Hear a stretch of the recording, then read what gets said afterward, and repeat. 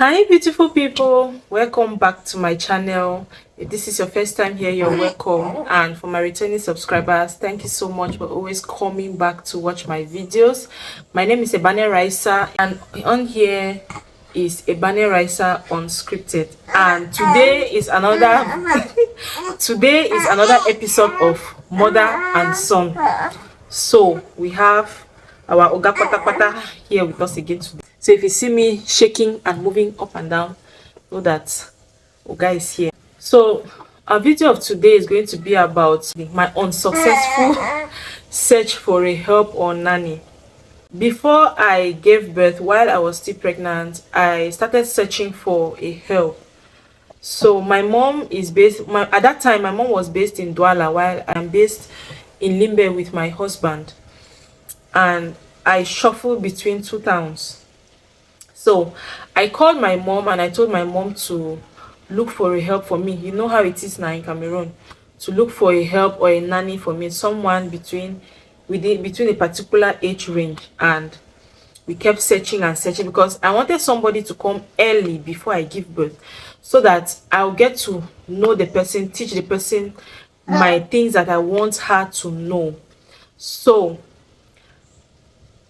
we searched and searched and searched, and months were going by, and unfortunately I could not get anybody that was trustworthy to come be with me at that time. So, and I didn't want someone from my tribe. I wanted a neutral person. I didn't even want someone from my family at all. I wanted a neutral person, so that we start from somewhere, but the person should be God fearing. So my mom made calls here and there, called her friends, and unfortunately it was not successful. So I gave birth, and then the blow hit me. We now sped up my search for the person, because I knew my mom won't be with me for long. My mom has her own home, she has her own family, and she has her own children that need her attention. So she wasn't meant to live with me for a very long time. And my husband too needs to go back to work, what he was doing. So I knew I really need somebody fast to be with me, especially while my mom was there, so that she gets to teach that person the things that she needs to do before she leaves. So we searched and searched, and then she called some of her colleagues, and we got one person. But glory be to God that she didn't even come. The girl didn't even come. The girl, from what we were told, I have never seen her. I have never spoken to her. Yes, I spoke to her once, but that was it. I don't really know what she looks like, or who she is, or anything like that. So this woman that got the girl for us told us that the girl is a very nice girl. She's obedient, she's good, she's God fearing. Because I wouldn't want any kind of person to come to my house and start teaching my children random stuff. And I needed someone who's going to be with me for a very long time. But we have to make an agreement depending on if you're going to school or you have to learn a trade. Because you cannot come to my house and then you just sit like that. You need to do something after some time, though, not immediately. So we got this girl, and we were told that the girl was a very good girl. She was God fearing, she was nice, she was clean, and that was a part that took me. The fact that she was a God fearing person, and the fact that she was neat, I loved that about her. And even when I spoke to her, I could understand that okay, she's somebody that I can relate with. But then 2 days before this girl could come to my house, guys, from Bafusam to where I am, 2 days before, they discovered that this girl was pregnant. Hey God, just imagine if that girl had arrived here pregnant, and then we discovered here that she's pregnant. What would I do? What would I have done? Where would I have started from?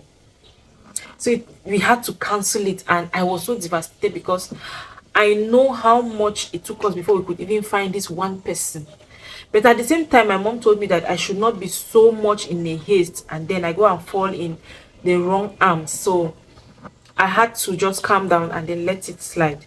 So we had to continue the search, and then my mom's sister-in-law, her brother's wife, had to also talk to her pastor in the town where I am. My mother's sister-in-law is in the same town with my mother-in-law, so she had to talk to her pastor to announce in church that her daughter needs somebody to be with her and all of that.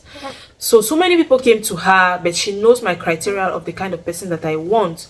So among all those that came to her, just one of them stood out for her, but I could not take her, or we could not take her, because one, she said her mother is crippled. I didn't even see her, I didn't see the girl, just from what they told me. Her mother is crippled, and then she has a baby, she has a child. So how do you take care of my own child when you have a child? I didn't want any of that. I didn't want to take another responsibility and put on myself, because I know myself, I know the kind of person that I am. When she will come now, and I will now be doing what I'm not supposed to be doing, so I didn't want to burden myself with all of those things.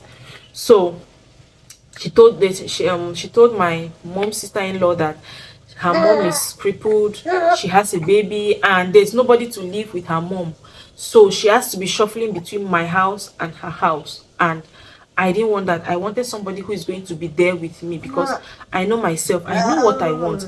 I don't want to start something I will not be able to finish, so I had to cancel that.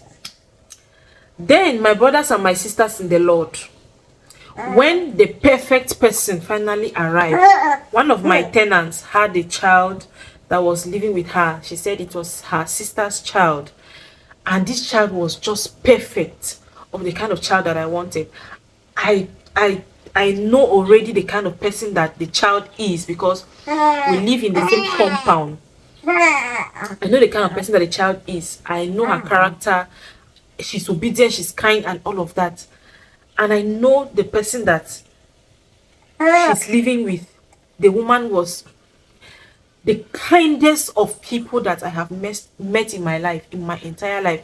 This girl is the kindest of them, one of the kindest of people I have met in my life. So I knew this would be the perfect person for me. So I discussed with her, discussed with my husband, discussed with my mother and my mother-in-law, and she too discussed with her husband and her sister, that's the child's mother. So I knew that, okay, when I'll be going back, I will take the child along with me to be with me. Then each time I'm coming here, because I'm shuffling, each time I'm coming here, I can as well come with her. And when school resumes, or we knew that we'll figure out. So after we had discussed everything, I knew that no, anyhow that it happens, we are going to play around the whole thing, and we are going to make it work, because this child was somebody that I really wanted her to be with me. It got to a point where even my mother-in-law was telling me, no, right, you will not take her, I will take her.